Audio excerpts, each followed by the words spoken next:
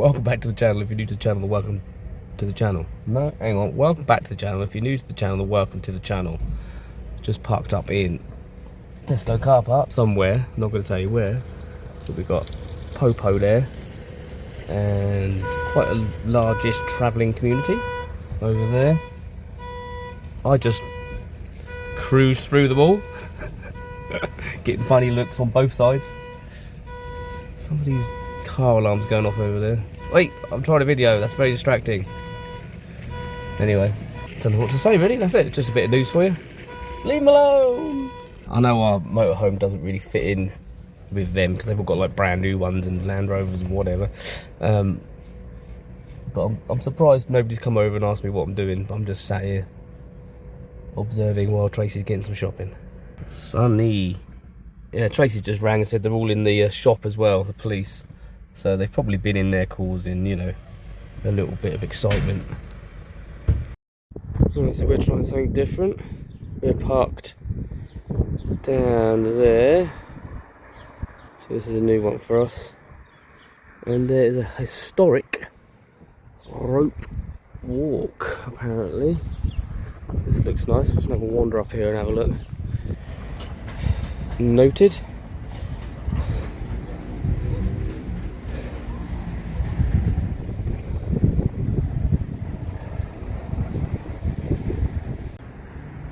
I don't know if that's still in use up there. I think the bridge goes over the river to the other side. And there's a pub just over there. Handy. So it looks pretty quiet. So we'll give this a go. No restrictions that we can see. There's a lorry and 1, 2, 3 other vans. So, and us, so 4, 5 if you want to count the lorry. So not overpopulated, so we should be alright, I think. I'll let you know in the morning.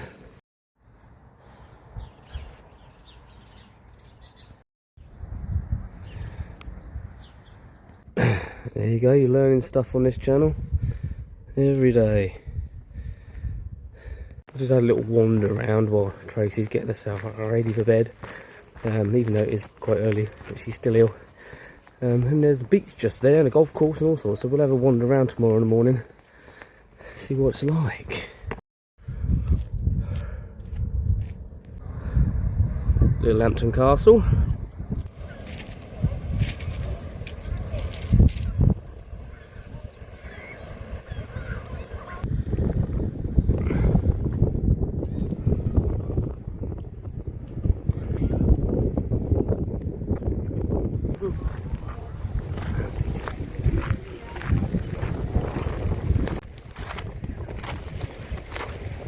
Probably a van lifer.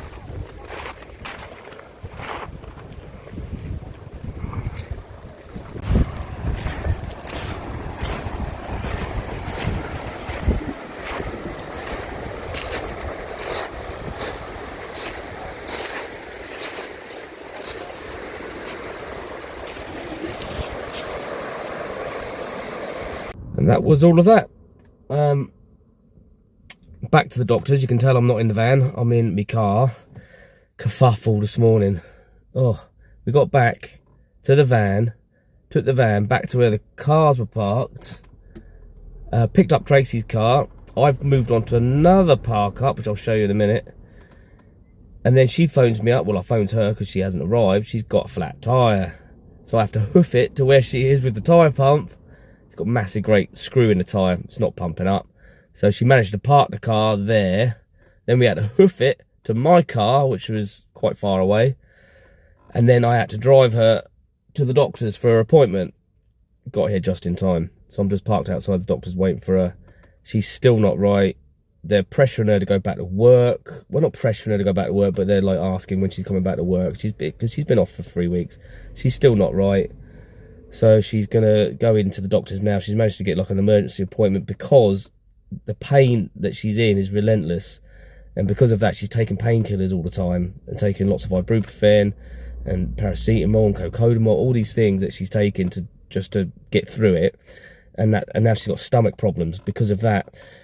And it obviously makes you feel bad, doesn't it? And you can't keep taking these painkillers all the time. So it needs to be sorted. She doesn't know what it is. She doesn't know whether it's her teeth. We don't think it's her teeth. We tried clove oil on her teeth, which usually works. Has worked for me in the past quite well, but did nothing.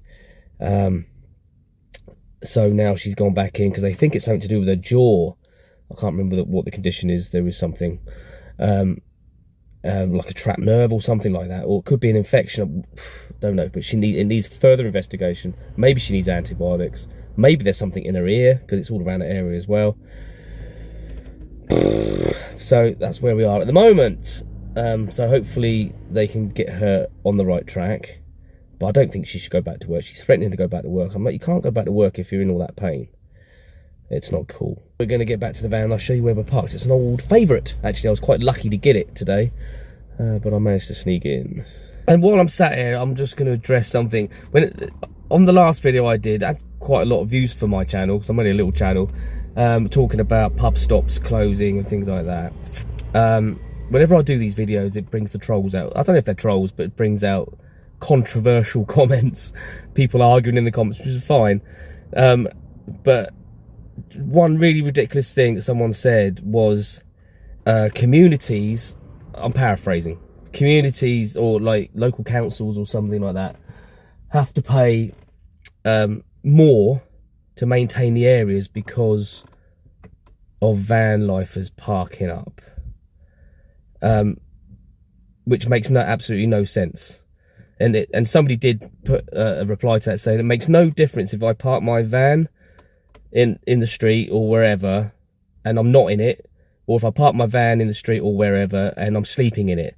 Doesn't add to the maintenance costs whatsoever. At the very minimum, it'll be maybe a little bit of rubbish in a bin. But I've never come across a bin that's so full that I couldn't put anything in it.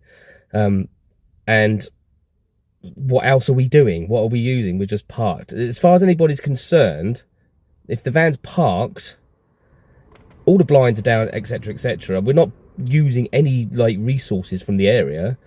It's just parked. It's just a parked vehicle. Now, I leave my car parked for extended periods in certain places because I don't use it all the time. No one says anything about that. But because there's a motorhome there or a camper van, people got a problem with it. It's not costing anyone anything extra. It's not costing any councils anything extra. So I thought that was quite a ridiculous thing to say. Another thing as well which occurred to me recently was our setup particularly, and then more and more camper vans and motorhomes are going the same way. We are like proper off grid. We generate our electricity from solar, so we get free. I mean, it's cost us quite a bit of money to put the system in, but it's clean green energy. People in houses don't have that most of the time. We never have to really plug in, especially through the summer months. Like good 8 months, 9 months of the year, we're completely off grid when it comes to electricity. Water, when you live in a van, because water is minimal, you know, you're limited, you'd find that you're not so frivolent, if that's a word. It is a word, isn't it? With it, you're more careful with it, so you use less water, and you find you have less waste and less rubbish. So our, like, I don't know, carbon footprint in those regards are a lot smaller, because I know for a fact that when I lived in a house, I would have many rooms to heat, many rooms to put lights on, I'd leave the TV on, we'd have the hose pipe going in the garden, blah, blah, all that stuff. So we were just consuming more power. When you live in a van, especially if you're off grid like we are, then surely we're better for the environment in those regards, right? What do you think? Can you? No. So BMW in their wisdom send recovery out just for a tyre. So the car has to go away to BMW just to get a tyre. Brilliant. There is nothing a father wouldn't do for his son. Your mother never understood.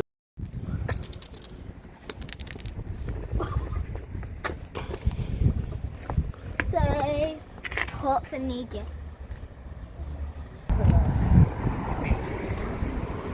What are you doing, Macy? You making faces and making a bird's nest, right? Yes. that what you're doing? Making a bird's nest under the bench? For what kind of birds? Chickens? No. Bluebird. Bluebirds are going to nest there, are they? Okay. Well, we'll have a look when it's done. So Macy's made this nice little nest. We've decided it's not for birds, it's for everybody to enjoy. So walk me through this. What is this? The bird hotel. Yeah, and what's over there? Water, no, pool. That's a swimming pool. And then food, plates. Very good. Point cone, relaxing area. Relaxing area. Very good. Well done. They're going to love it, aren't they? We'll ride these roads forever. Side by side we'll chase the sweetest moments whispered in our little space. With laughter and loving every turn we take. This thing called amazing race, no chance we'll break.